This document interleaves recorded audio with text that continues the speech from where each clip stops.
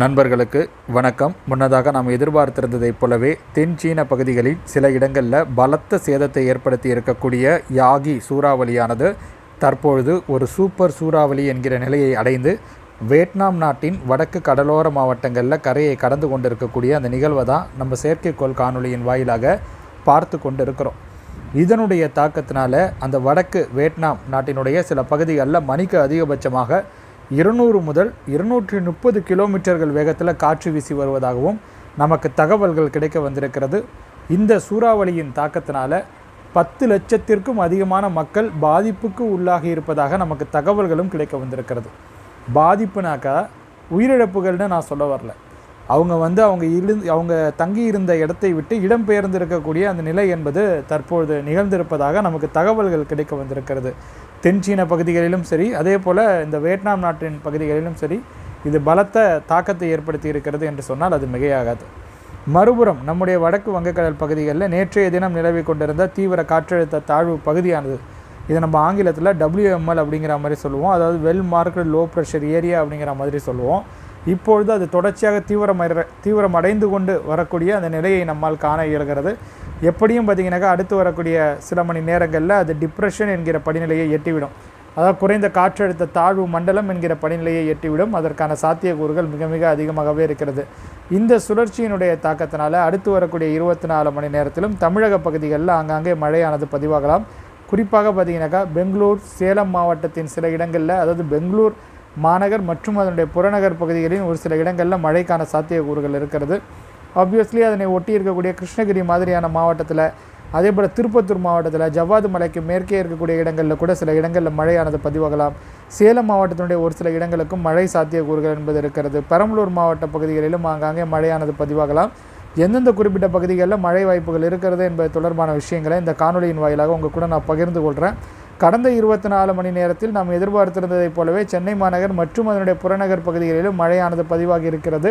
அடுத்த 24 மணி நேரத்திலும் சென்னை மாநகர் மற்றும் அதனுடைய புறநகர் பகுதிகளின் சில இடங்களில், டெல்டாவினுடைய சில இடங்களில் வெப்பசலன மழையானது மாலை அல்லது இரவு நேரங்களில், குறிப்பாக இரவு நேரங்களில் பதிவாகுவதற்கான வாய்ப்புகள் என்பது இருக்கிறது. அதிலும் குறிப்பிட்டு சொல்ல வேண்டுமென்றால் நள்ளிரவு நேரங்களில் கூட சில பகுதிகளில் மழையானது பதிவாகலாம். இந்த சுழற்சியினுடைய நகர்வை பொறுத்த வரையில், அதாவது அது ஒரு குறைந்த காற்றழுத்த தாழ்வு மண்டலமாக உருவெடுத்து அதன் பின்னர் பார்த்திங்கனாக்கா அது வடக்கு வங்கக்கடல் பகுதிகளிலிருந்து மெல்ல மெல்ல நகர்ந்து 9ஆம் தேதி வாக்கில் ஒடிசாவினுடைய கடலோர பகுதிக்கு மிக நெருக்கத்தில் நிலை கொள்ள முற்படுவதற்கான வாய்ப்புகள் இருக்குது. அதாவது புவனேஸ்வர் மற்றும் பாலஷோர் இடைப்பட்டிருக்கக்கூடிய அந்த கடலோர பகுதிகள் இல்லையா, இதற்கு நெருக்கத்தில் அது நிலை கொள்ள முற்படுவதற்கான வாய்ப்புகள் இருக்குது. அதன் பிறகு பார்த்திங்கனாக்கா இந்த யாகி சூறாவளியினுடைய தாக்கத்தினால், அதாவது அது நிலப்பகுதிகளை அடைந்து வலுகுறைந்த நிலையில் அது மியான்மர் நாட்டை அடைந்து அதன் பிறகு அது வங்கதேசத்தை அடைந்து அதன் பிறகு பார்த்திங்கனாக்கா அது இந்திய துணை கண்டத்தை மேற்கு வங்க மாநிலத்தின் வழியாக அடைய இருக்கிறது. அது வலுகுறைந்த நிலையில் தான் அடைய இருக்கிறது. ஒரு சூறாவளி என்கிற நிலையிலேயே அது அடைய போகிறது கிடையாது. ஸோ அதனால் நீங்கள் அச்சம் கொள்ள தேவை கிடையாது. அதனால் எந்த விதமான பாதிப்புகளும், அது நேரடியான பாதிப்புகள்னு கிடையாது. பட் அந்த சுழற்சி கொஞ்சம் வலுகுறைந்த நிலையில் வந்தாலும், ஒரு அலைவு என்கிற நிலையில் அது வந்தாலும், ரொம்ப தீவிரமான மழை மேகங்களை கொண்டிருக்கக்கூடிய ஒரு நிலையில் அது வருவதனால இங்கே இருக்கக்கூடிய இந்த சுழற்சியினுடைய தாக்கத்தை அது அதிகரிக்க செய்யக்கூடிய ஆற்றல் மிக்கது தான். குறிப்பாக 11ஆம் தேதி வாக்கில் பார்த்திங்கனாக்கா இந்த சுழற்சி நிலப்பகுதிகளில் தீவிரமடைவதற்கான சாத்தியக்கூறுகள் என்பது உருவாகும். ரோர்கேலா மாதிரியான பகுதிகளில், ஜார்க்கண்ட் மாநிலத்தின் சில இடங்களில் கனத்த மழை பதிவாகலாம். குறிப்பாக ராஞ்சி மாதிரியான பகுதிகளில் கூட கனமழைக்கான வாய்ப்புகள் என்பது இருக்கிறது. கோர்பா, சாம்பல்பூர் மற்றும் ரோல்கேலா இடைப்பட்டிருக்கக்கூடிய பகுதிகளில் கூட செப்டம்பர் 11ஆம் தேதி வாக்கில் நம்ம கனமழை எதிர்பார்க்கலாம். அதுவரையில் இந்த சுழற்சி பாட்டுக்கே, அதாவது இது ஒரு டிப்ரெஷனாக உருவெடுத்துட்டு ஒரு குறைந்த காற்றழுத்த தாழ்வு மண்டலமாக உருவாகிவிட்டது, மேலும் அது தீவிரமடைந்து ஒரு தீவிர காற்றழுத்த தாழ்வு பகுதியாக உருவானால் கூட பரவாயில்லை. இந்த சுழற்சி பாட்டுக்கே ஒரு பக்கம் சுழன்று கொண்டு இருக்கும், நிலப்பகுதிகளை அடைந்து நகர்ந்து செல்லும். ஆனால் இப்போ அந்த யாகி சூறாவளி மிக உக்கிரமான சூறாவளி, சூப்பர் சூறாவளி, அதனுடைய தாக்கத்தினால் இருக்கக்கூடிய அந்த மழை மேகங்கள், அந்த சுழற்சி நிலப்பகுதிகளை அடைந்து வலுகுறைந்த நிலையில் மழை மேகங்களை கொண்டு சேர்ப்பதன் காரணமாக இந்த சுழற்சிக்கு பார்த்திங்கனாக்கா நிலப்பகுதிகளில் அந்த எப்படி சொல்கிறதுனாக்கா அந்த கன்வெக்ஷன் ஆக்டிவிட்டீஸை மிகப்பெரிய அளவில் அதிகரிக்க செய்யக்கூடிய ஆற்றல் கிடைக்குது. ஸோ அதனால தான் நம்ம சொல்கிறோம், ஜார்க்கண்ட் மாநிலத்தில் 11ஆம் தேதி வாக்கில் கனமழைக்கான வாய்ப்புகள் என்பது மிக மிக அதிகமாகவே இருக்கிறது. அதில் எந்த விதமான மாற்றங்களோ மாற்று கருத்துக்களோ இருக்க போகிறது கிடையாது. அதே போல் வங்கதேசத்திலும் சரி, அஸ்ஸாமிலும் சரி மிக கனத்த மழையெல்லாம் பதிவாகலாம். சில இடங்களில் சேதங்கள் ஏற்படுவதற்கான வாய்ப்புகளும் மிக மிக அதிகம். இதெல்லாம் உங்களுக்கு தெரிந்தது தான். ஒரு சக்தி வாய்ந்த சூறாவளி கரையை கடந்து வியட்நாமை தற்சமயம் எட்டி இருக்கிறது. அதாவது சீனாவினுடைய தெற்கு பகுதிகளில் கரையை கடந்து தற்சமயம் வியட்நாம் நாட்டினுடைய வடக்கு பகுதிகளில் அது கரையை கடக்க முற்பட்டு வருகிறது. அதன் பிறகு என்ன நடக்கும்னு பார்த்தீங்கன்னாக்கா, அது மேலும் நகர்ந்து மியான்மர் நாட்டை அடைவதற்கான வாய்ப்புகள் என்பது இருக்கிறது. கிட்டத்தட்ட 10ஆம் தேதி வாக்கில் அது மியான்மர் நாட்டை எட்டி விடுவதற்கான சாத்தியக்கூறுகள் என்பது இருக்கிறது. அதனால் மியான்மரிலும் பார்த்தீங்கன்னாக்கா, பர்மாவிலும் பார்த்தீங்கன்னாக்கா மிக கனத்த மழை பதிவாகும். அதில் மாற்றங்கள் எதுவுமே கிடையாது. இப்போ தமிழகத்திற்கான மழை வாய்ப்புகளை பொறுத்த வரையில் இன்று அடுத்த 24 மணி நேரத்தில் பெங்களூர் மாநகர் மற்றும் அதனுடைய புறநகர் பகுதிகளில், பெங்களூர் மாநகர் தமிழகமானு கேட்காதீங்க. ஸோ பெங்களூர் மாநகரை ஒட்டி இருக்கக்கூடிய தமிழக பகுதிகளுக்கு மழை சாத்தியக்கூறுகள் என்பது இருக்கிறது. சிக்கபல்லபுரா மற்றும் பெங்களூரு இடைப்பட்டிருக்கக்கூடிய பகுதிகளில் மழையானது பதிவாகலாம். அதே போல் ஓசூரை ஒட்டி இருக்கக்கூடிய சில இடங்களில் கிருஷ்ணகிரி மாவட்ட பகுதிகளுக்கும் மழை வாய்ப்புகள் இருக்கிறது. கிருஷ்ணகிரி, குப்பம், ஆம்பூர், ஜோலார்பேட்டை இடைப்பட்டிருக்கக்கூடிய ஏதேனும் இடங்களில் திடீரென மழை பதிவானது என்றால் நீங்கள் ஆச்சரியம் கொள்ள தேவை கிடையாது. அதே போல் பார்த்திங்கன்னா தருமபுரி மாவட்டத்தினுடைய ஓரிரு இடங்களில், சேலம் மாவட்டத்தினுடைய மேற்கு பகுதிகளில், குறிப்பாக மேட்டூரை ஒட்டி இருக்கக்கூடிய சில இடங்களில் கூட மழையானது பதிவாகலாம். ஈரோடு மாவட்ட வடக்கு பகுதிகளில் கூட ஓரிரு இடங்களில் மழை பதிவாகுவதற்கான வாய்ப்புகள் இருக்குது. அந்த மலைப்பாங்கான இடங்களில் மழை பதிவாகுவதற்கான சாத்தியக்கூறுகள் என்பது இருக்கிறது. கோபிச்செட்டிப்பாளையத்திற்கு வடக்கே இருக்கக்கூடிய இடங்களில் கூட மழையானது பதிவாகலாம். ஈரோடு மாநகரில் திடீரென வானம் மிரட்டி கொண்டு மழை பதிவானது என்றால் நீங்கள் ஆச்சரியம் கொள்ள தேவை கிடையாது. இவை தவிர்த்து ஊத்தாங்கரையை ஒட்டி இருக்கக்கூடிய பகுதிகளில், ஜவ்வாது மலைக்கு மேற்கே இருக்கக்கூடிய பல்வேறு இடங்களிலும் மழை பதிவாகுவதற்கான சாத்தியக்கூறுகள் என்பது இருக்கிறது. ஜவ்வாது மலையின் மேற்கு பகுதிகளில் மழைக்கான சாத்தியக்கூறுகள் என்பது இருக்கிறது. கள்ளக்குறிச்சி மாவட்டத்தில் திருக்கோயிலூர், சின்னசேலம் மற்றும் உளுந்தூர்பேட்டை இடைப்பட்டு இருக்கக்கூடிய அந்த சாலையில் சில இடங்களில் மழையானது பதிவாகலாம். சங்கராபுரத்தை ஒட்டி இருக்கக்கூடிய ஏதேனும் இடங்களில் திடீரென மழை பதிவாகவும் சாத்தியக்கூறுகள் என்பதும் உண்டு. கடலூர் மாவட்ட பகுதிகளுக்கும் மழை வாய்ப்புகள் உண்டு. அடுத்து வரக்கூடிய 24 மணி நேரத்திலும் கடலூர் மாவட்ட மேற்கு பகுதிகளில், உளுந்தூர்பேட்டைக்கு மிக நெருக்கத்தில் இருக்கக்கூடிய கடலூர் மாவட்ட பகுதிகளில் மழையானது பதிவாகலாம். உளுந்தூர்பேட்டை, நெய்வேலி இடைப்பட்டு இருக்கக்கூடிய பகுதிகளில், புதுச்சேரி மாவட்ட பகுதிகளில், விழுப்புரம் மற்றும் உளுந்தூர்பேட்டை இடைப்பட்டு இருக்கக்கூடிய அந்த புறவழிச்சாலை பகுதிகளிலும் சில இடங்களில் இடியுடன் கூடிய சூறைக்காற்றுடனான மழை பதிவாகுவதற்கான வாய்ப்புகள் உண்டு. திண்டிவனம், விழுப்புரம் இடைப்பட்டு இருக்கக்கூடிய பகுதிகளில், விக்கிரவாண்டியை ஒட்டி இருக்கக்கூடிய பகுதிகளில், செஞ்சி, திருக்கோயிலூர், திருவண்ணாமலை மாவட்ட பகுதிகளில், ஸோ ஜவ்வாது மலை பகுதிகள் என்பது திருவண்ணாமலை மாவட்ட பகுதிகள் தான்.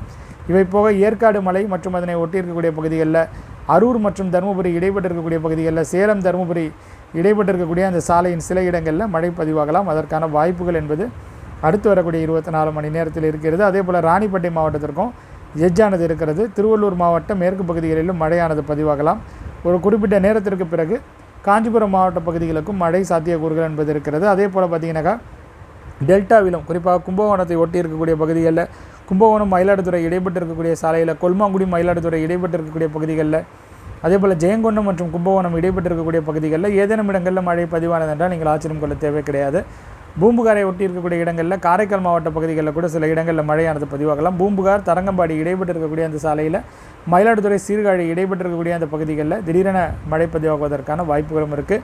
பன்ருட்டியை ஒட்டி இருக்கக்கூடிய ஒரு சில இடங்களிலும் மழையானது பதிவாகலாம். பன்ருட்டி, நெய்வேலி இடைப்பட்டு இருக்கக்கூடிய அந்த சாலையிலும் மழை சாத்தியக்கூறுகள் என்பது இருக்கிறது.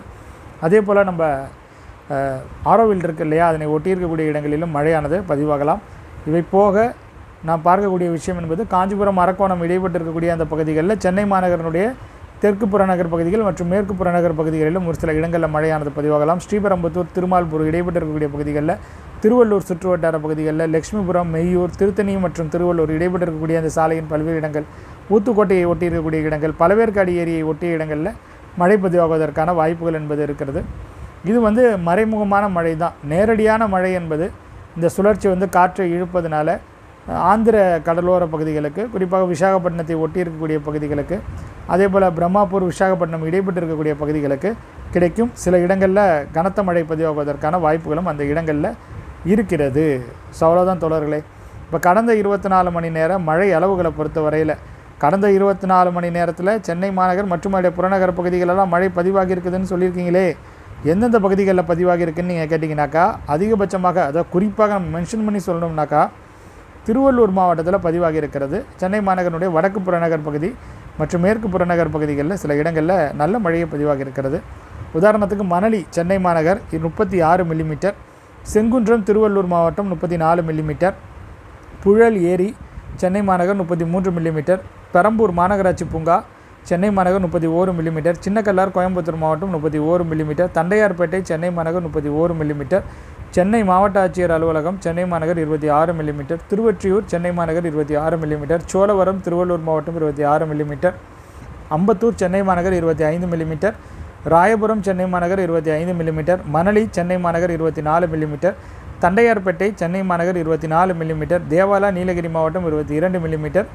கூடலூர் பஜார் நீலகிரி மாவட்டம் 21 மில்லிமீட்டர். அப்பர் கூடலூர் நீலகிரி மாவட்டம் 20 மில்லிமீட்டர். மணலி சென்னை மாநகர் 20 மில்லிமீட்டர்.